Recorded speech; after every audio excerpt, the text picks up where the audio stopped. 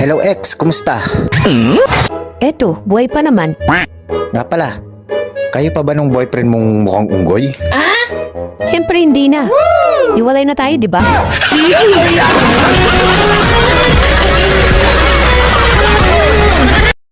Be, Oh, gagawin kita ang pinakamasayang lalaki sa buong mundo. talaga? Oh.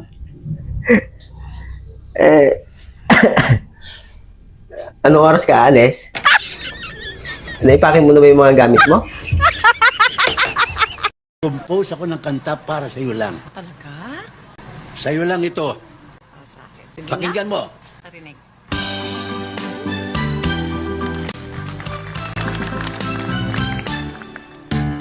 I'll be loving you endlessly.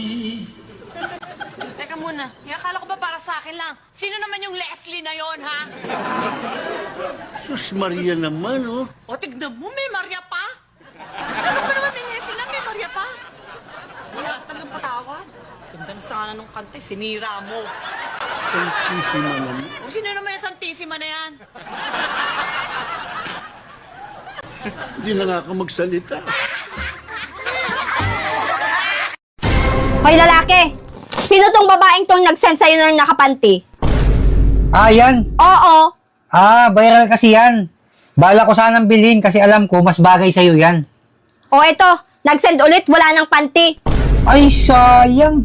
Baka nabili na.